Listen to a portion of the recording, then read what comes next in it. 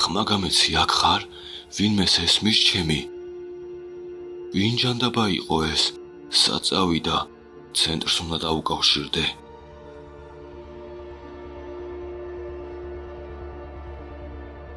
გესმით ჩემი, ეს კოსმონავტი ნიკ ჯაგერია. სასწრაფოდ დახმარება მჭირდება. არის აქ ვინმე? სარი არ დამისრულებია. ვიღაცა არის სახლში. ვინ არის? მესმის თქვენი ხმა. დამეხმარეთ, გთხოვთ, ნოუთბუქიდან ვრეკავ. გთხოვთ, სიმშვიდე შეინარჩუნოთ და ზედმეტი მოქმედებებისგან თავი შეიკავოთ. მოგვიანებით დაგიკავშირდებით ამავე აკაუნტზე. ნოუთბუქს ჩვენ წავიღებთ, გიმეორებთ, არაფერი მოიმოქმედოთ, ჩვენ ზარს დაელოდეთ. რა? ეი, შეჩერდი, რა სისულელეა, სად მიდიხარ? ნიკა კიდევ დიდხანს ცდილობდა თავის ძმას დაკავშირებოდა, მაგრამ ამაოდ. ამ დროს კი დედამისის მეგობარი დევიდი სახლში იმყოფებოდა. მას ადრე მოუწია კურორტიდან სახლში დაბრუნება. ის ფოტოებს ათვალიერებდა. ვა, ამ ფოტოს პროფილად დაყენებად შეიძლება. მაგრამ აქაც არ ამიშავს. ეს რა საშინელებაა, ხომ თხოვე ასე არ გადაეღოთ. კაი, კიდევ რამდენიმე ფოტოს ნახავ და დავწვევი.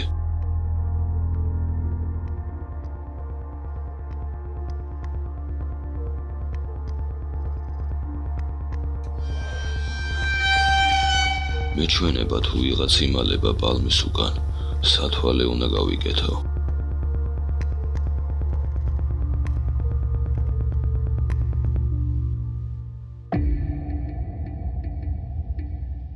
რა ჯანდაბაა, ალბათ ვიღაც ასე აშინებდა ხალხს.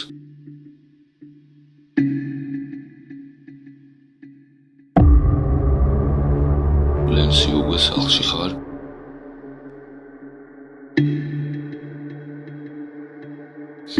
რა უცნაურია. რა ჯანდაბაა?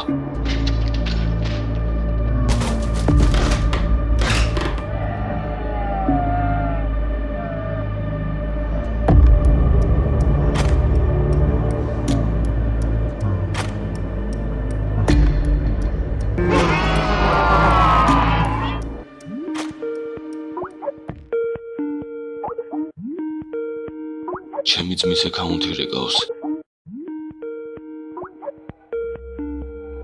გამარჯობა, იმედი მაქვს ვერ მოვასწარით სისულელეების ჩადენა. რა? კითხვები მე უნდა დაგისვათ. ვინ ხართ? რა გაუკეთეთ ჩემ ძმას? რას აკეთებდით ჩემ სახლში? ეს თქვენ მოიყვანეთ ის მახინჯი ძაღლი. რა გაცინებთ? რამე სასაცილო თქვი? არა, ბოდიში, მას რა თქმა უნდა სხვადასხვა სახელით მოიხსენიებდნენ, მაგრამ ძაღლი. მითხარით ეს რა იყო? ახლავე. სწორედ ამის გაკეთება მინდა, უბრალოდ არ მაცდით. არ ვაპირებ თქვენი ლაქლაქის მოსმენას, სასწრაფოდ მითხარის სად არის ჩემი ძმა. მაპატიეთ, მაგრამ თუ თქვენ ასე გააგრძელებთ, უბრალოდ დიალოგს დავასრულებ. მაგრამ თქვენ და თქვენი ნათესავები, ასევე ბევრი სხვა ადამიანი უდიდეს საფრთხეში აღმოჩნდებით. თქვენ რა მემუქრებით? არავითარ შემთხვევაში. მე პირიქით დახმარება მინდა. უბრალოდ მაცადეთ, მშვიდად ყველაფერი აგიხსნათ. გისმენთ, ამიხსენით. მაშასე, რას თქვენ ძმას თავს დაესხა, არ არის არც ძაღლი და არც ადამიანი. და ჩვენ არანაირი კავშირი არ გვაქვს ამ შემთხვევასთან. რა სჭირს ჩემ ძმას? სამწუხაროდ ის დაიღუპა. ის რას ბოდავ? მომისმინეთ გთხოვთ, ახლა თქვენი ემოციებით მას ვერაფრით დაეხმარებით, მაგრამ შეგვიძლია დედა თქვენს დავეხმაროთ. რა იცით დედა ჩემის შესახებ? საიდან გაიგეთ ჩემი მისამართი, ვინ ხართ? ახლა ყველაფერს აგიხსნით, ოღონდ მომისმინეთ. მე ორგანიზაციის თანამშრომელი ვარ, რომელსაც ჰქვია SCP ფონდი. შესაძლოა თქვენ გსმენიათ ჩვენ შესახებ. ჩვენ დაკავებულები ვართ მსგავსი არსებების შესწავლითა და ხშირ შემთხვევაში მათი ლიკვიდაციით. არაფერი მესმის. მესმის, რომ ეს ყველაფერი თქვენთვის შოკის მომგვრელად ჟღერს, მაგრამ ჯერ არც დამიწყია. ეს ობიექტი საშიშია, მაგრამ მხოლოდ იმ შემთხვევაში, თუ მას შეხედავთ. იცით, როგორ შეეძლო თქვენ ძმას მისი დანახვა? რას ქვია დანახვა? ვიმეორებ კითხვას. იცით, როგორ შეეძლო თქვენ ძმას მისი დანახვა? ვერ ხვდები თქვენ გულისხმობთ, როგორ შეეძლო მას დაენახა ეს ობიექტი? მან დაინახა ის თავდასხმამდე. რაღაც მიზეზით ეს ობიექტი თქვენ სახლში აღმოჩნდა და თქვენმა ძმამის დაინახა? თუ მას შეეძლო ის მანამდე დაენახა, ფოტოზე მაგალითად. ჩვენ დავინახეთ რაღაც მსგავსი ფოტოზე, რომელიც დედას ედო, ის პალმის უკან იმალებოდა. ეს ობიექტი რეაგირებს ნებისმიერ მზერაზე, ფოტოდანაც კი. მაგრამ ვერანაირ კავშირს ვერ ვხედავ. ერთი წუთი, თქვენ იმის თქმა გინდათ, რომ ჩემმა ძმამ დაინახა ის ფოტოზე და მან ეს რაღაცნაირად იგრძნო და მასთან აღმოჩნდა? ფანტასტიკა, კარგად ხართ საერთოდ. ვიცი ეს როგორ ჟღერს, მაგრამ ფაქტებზე ვიდავებთ. ეს თქვენც დაინახეთ, გამაცე მხოლოდ ძვირფას დროს კარგავთ. თუ თქვენ არ გჯერათ ჩემი, მაშინ დავასრულოთ საუბარი. მაგრამ ამ შემთხვევაში ჩვენ ვერ გადავარჩენთ ძალიან ბევრ ადამიანს. მოიცადეთ, კარგი, თქვენ ამბობთ, რომ ის თავს ესხმის ყველას, ვინც მას დაინახავს. მეც დავინახე ის და სად არის?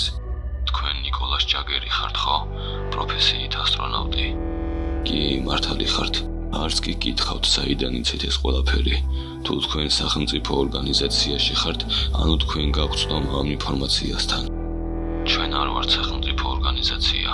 იმის და მიუხედავად, რომ ჩვენ შესახებ ბევრმა იცის, ჩვენი ფონდი გასაიდუმლოებულია. ჩვენ ხალხისთვის როგორც მითი ისევ არსებობთ. თუ თქვენ მოძებნით ინტერნეტში, ბევრ ინფორმაციას ნახავთ ჩვენ შესახებ, მათ შორის ინფორმაციას ობიექტის შესახებაც.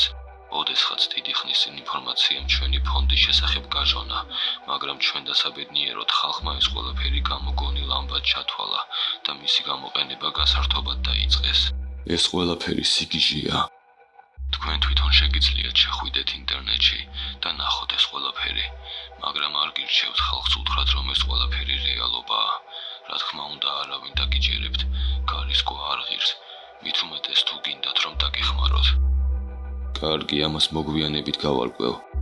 ამიხსენით, რა მიზეზით არ დამესხა მე თავს. როგორც ხედავთ, თქვენ გრავიტაციის გარე სივრცეში იმყოფებით, MKS-ზე, ობიექტს საკმაოდ მაღლა შეუძლია აღტომა. თვითმფრინავსაც კი მიწვდომია, მაგრამ უფრო მაღლა აღტომას ვეღარ ახერხებს. როგორც ხედავთ, მას არ შეუძლია მანდ მოგწდეთ. რომ შეძლოს კოსმოსში გაიგუდებოდა.